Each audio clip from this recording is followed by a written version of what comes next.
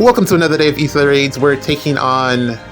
I don't know how to say that, man. But it's another rematch. It might as well be Japanese. I really don't know how to say that. And yeah, we are going to try to use the ranged Gale Force team for this one. I'm going to be particularly interested in the matchup between Duo Sanaki and... what's his face here? Alphonse. That's going to be make or break in terms of whether we are able to win this match. I'm pretty sure.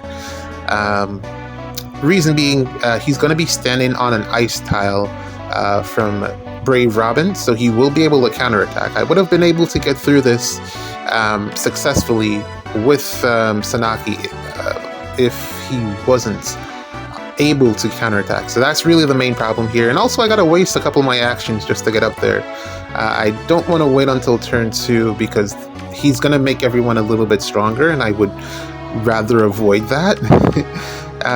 Particularly him himself. I don't want him getting the extra stats because I don't know how well Sanaki is going to be able to do into him. Plus he has the Ike Ring equipped, which is going to make him even that much more tanky. So this is yeah, it's going to be a tough match. I don't think I can take the same approach. Oh, Glitter of Light. Loki doesn't need this Glitter of Light. It really doesn't do anything for her. She doesn't get any benefits from it because she has special acceleration in her weapon per turn. So, but then also there really isn't, you know, that much in terms of like emblem rings that you can really give out. But I don't know, just a heads up. But anyways, Felix here is also going to be a problem. And I was saying that I can't initiate on this one the same way that I normally would, which would have been to wait one turn. Or in this situation, I can't wait one turn because Bernie's going to give everyone Vantage, and I don't think I can... Well, the units that are going to get Vantage, as you saw there... Shall we proceed? Can I get this? That's not bad. The Brave hits really coming in clutch here, but I don't know. I think I can get this, maybe. I'm going to try a couple more things. See if I can increase the damage output here from Sanaki. The Vantage from Bernie would have been a problem for me because... But also, Brave Robin getting Vantage wouldn't work for her because she's running Hardy Bearing, so I'd be able to attack first there. But Felix might be a problem. Him getting Vantage would be an issue. Also because he's able to chase you down, so he's definitely someone that I'd have to take out. Also, considering the trap placements here, I think the one in front of Embla is real. And then I think both of them in front of Embla are real, so I'm probably going to try to avoid those. But I do have to take a gamble here in terms of breaking. I want to break the... Well, I can't attack Alphonse directly, so I might as well just break that ice terrain. Because I might need to use that spot to move forward. Later on in the game, I think I might need that spot. We'll see what happens, but... how do I set this up? Because what I'm going to do is hit Alphonse with Sabotage, and then see how that pans out in terms of damage output. Should be able to give me a pretty decent stat swing, and also Azura here has drive, the same drive that Dagger has, so I'll get an extra 5 attack on top of whatever is going to be added from Sabotage. So I'm pretty sure I should be able to get the kill on Alphonse, but I am wasting quite a bit of actions at this point, particularly because I had to get up there. So really, Gatekeeper is to be blamed because there's no way for me to get up there through warping. This is probably something you could have done with if you're running Felix, you could probably try to hit and run this. Probably would have been a little bit difficult. Well, as long as you're able to take out Gatekeeper, you'd be fine. But that's 1-2 actions. Yeah, you'd probably get stuck before you'd be able to take him out. That's very good placement of where Gatekeeper is. But let's see what we can do Man, I'm wasting a lot of actions here, Into the actually. surf. I know I do have quite a few actions, but I'm pretty sure we found out that the trap is real. Maybe this I know that I way. have quite a few actions, We but mustn't get I feel lost. like I'm gonna be short. Hey, But this is how we gotta do it anyway. See, plus 22 attack is enough to take out Alphonse here. Even though he is able to counterattack, we're gonna take him out. Unfortunately, once I committed here, there's no turning back. We're already past the point of turn back here. And also, Alphonse would have gotten +1 movement, which would have put him in striking range of my units. It would have been difficult to maneuver around. So we got to do it this way and see what comes of it. be careful. Yeah, this is I like the synergy of the team here in terms of what the defense is providing. Very synergistic. Although I don't think like long term it's gonna work out, because Felix has become like, I'm seeing him like literally on most of, well, I'm seeing him on literally all of the replays that I got this week. He was literally everywhere there. So in order to beat Felix, I think we're gonna have to start running near saves again, which I had actually stopped doing. So I think it's definitely gonna have to come back into style. Yeah, definitely some type of Breath of Life support as well, because AoE Felix is definitely catching on. I see a lot of people running that combination. And Brave Edelgard will not really cut it in that Felix matchup, so you're definitely going to want to run Gatry or something. I tried testing out Felix versus, what's his name? Valentine's Ephraim. Ephraim does pretty bad against Felix because of the adaptive damage that's in the Levin sword, which is a big part of why Felix does so well into so many matchups, because he can hit both defense and res depending on which one is lower. So unless you're able to balance Ephraim's defense and res, he's not going to be able to really survive against Felix, especially if Felix has no follow-up support, and if Felix is running an AoE. Yeah, Ephraim is pretty much dead. But that aside, I'm in a little bit of a pickle right now because Felix can warp. And I think this is really because Gatekeeper was there to begin with. It forced me to pick my targets differently. I really would have wanted to get rid of Felix here. I'm a little bit stuck. 1, 2, 3. I don't have enough actions here to We mustn't get lost. take out all the units. I think I have 2 more with Golveg, 1 with Sanaki. That's 3. And I don't see who I'd be taking out here. Felix has to go because he can chase. You're all right. Sanaki is the only one that can take him out. Currently, I guess I could put Golveg in that same column and get some extra attack buffs that way. But and also the other problem is unfortunately I have no control over when I get this Kanto effect. I mean, it's positioned exactly where it needs to be because it doesn't take into consideration the fact that you may or may not pop your dual skill. So because that isn't taken into consideration, it happens right here. But what I really wanted was for it to happen after the fact. I wonder if I had popped... I'm going to try that like afterwards. If I can pop the dual skill while she's still taking actions. If it'll work, if it'll let me. I don't think it will, but... I can't step on the strap because then Sanaki won't be able to attack Leon. And Sanaki also has no more Kanto. So that sucks. Really what I wanted to do was pin Bernie. I wanted to pin Bernie in the corner, but I can't take out these 2 units and also pin Bernie. Well, Felix has to go, but then because I don't have Kanto, I can't like take out. I mean, yeah, it's not gonna work. What you would do if you had Kanto here is you take out Felix. Well, you take out Robin first and then take out Felix, and then Kanto in with the unit that took out Felix. But because I don't have that, not possible. So yeah, this is pretty much a loss at this point because I ran out of. I don't want to say it's not necessarily that I ran out of actions. It's I ran out of positional plays that would make this work, which is primarily down to how well this defense is constructed. It's taken into consideration the fact that pinning your opponents pinning the units is also could also be a possibility. Yep, this is definitely a loss here. Because all three of these units can kill any one of these units here.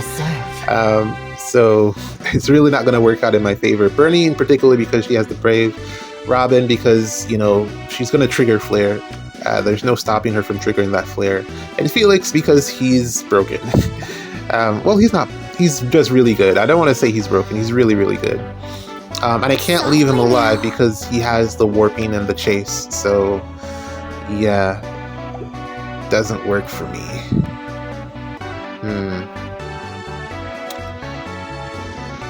I guess I'll still, close this out just so that you guys can see what's going to happen. Exactly what I'm referring to. Because I'm talking in future tense. But it was already too late. I think from the moment that I took out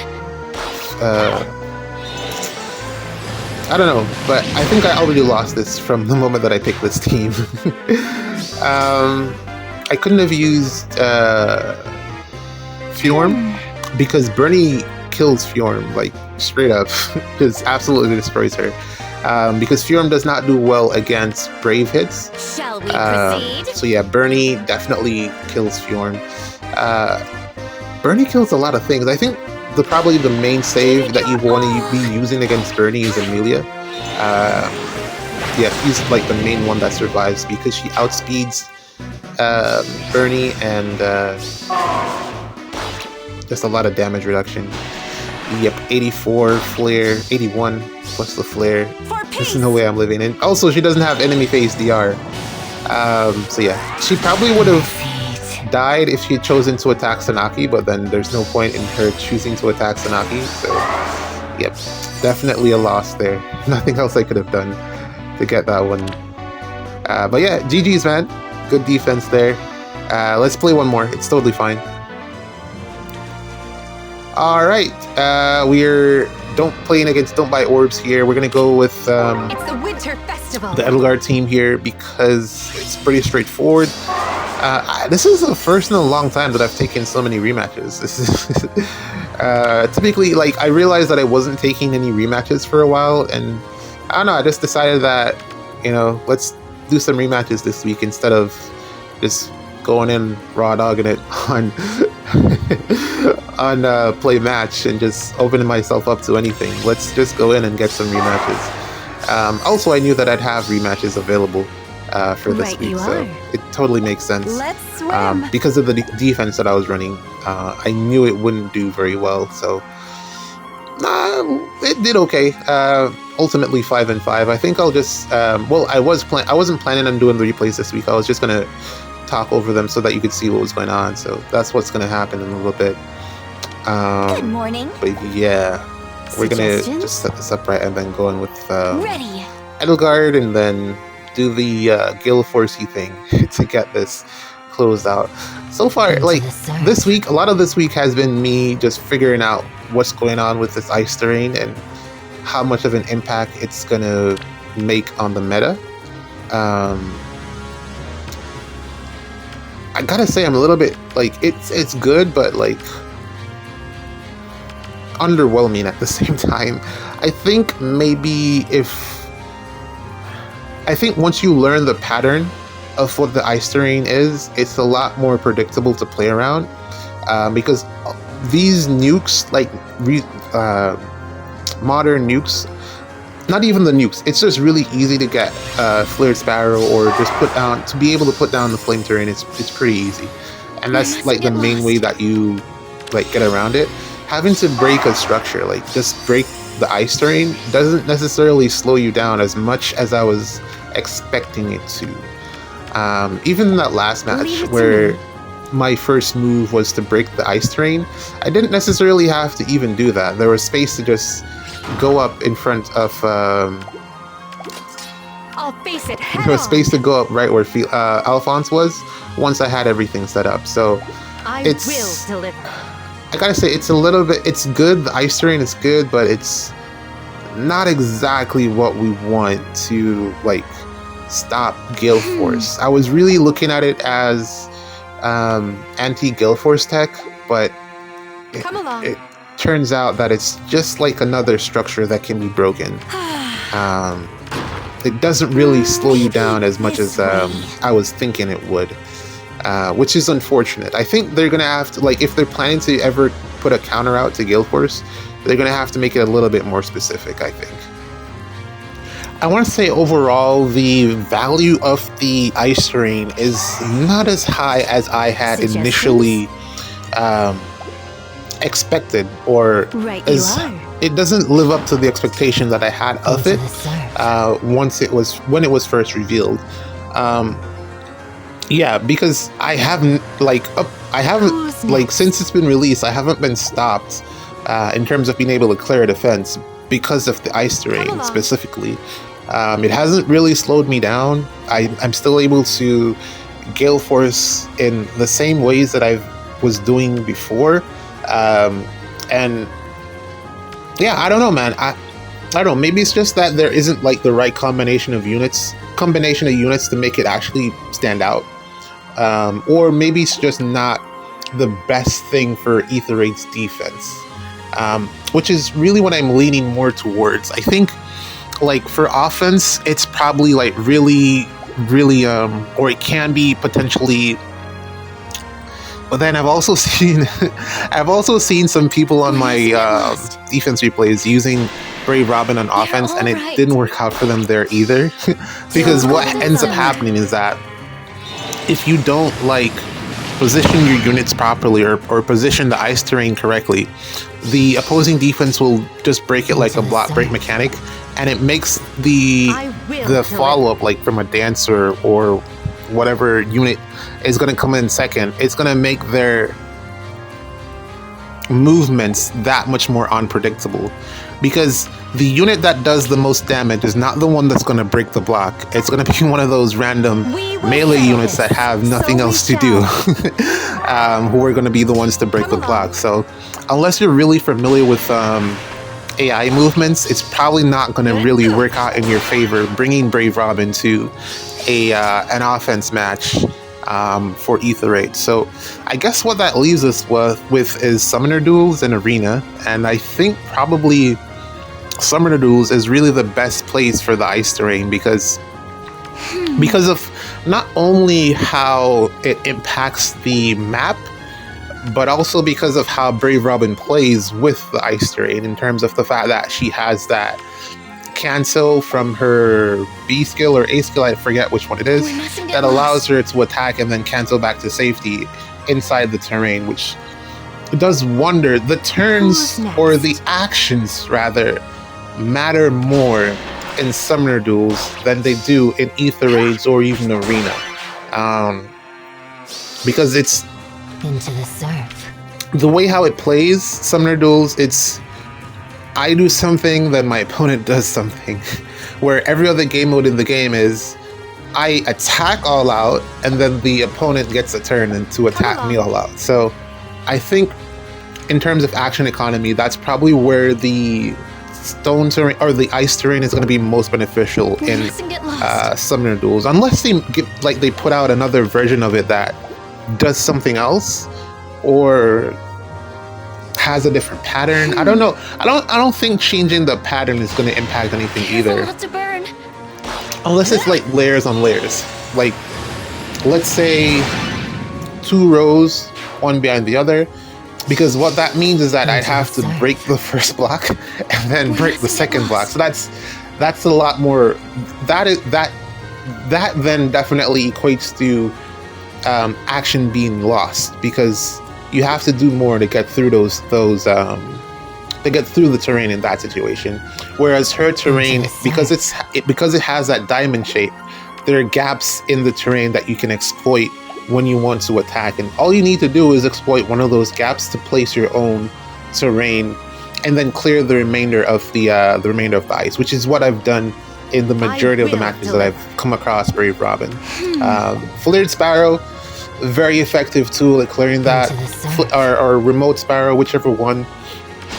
And then also you have like the stone terrain. You can just, well, I don't really know if you want to be using well, then again, Lumira can use those echo skills, so if you want to give her like Wings of Mercy Echo to come in, not as an initiator, or even as an initiator to then put down the stone terrain, that's also something that you can do as well, because she can run the Wings of Mercy Echo without any problem. So that's just like something to consider. So overall, I think Brave Robin's best like use case or like game mode is definitely Summoning Rules. And then there's like Alphonse. Man, I still gotta say Alphonse has been pretty underwhelming. I mean, yeah, he's tanky on defense, but for how much longer is that gonna be viable in terms of just, you can't, like, just sticking him on defense? Most matches are won or lost on the first turn, so I don't know, man. GG's.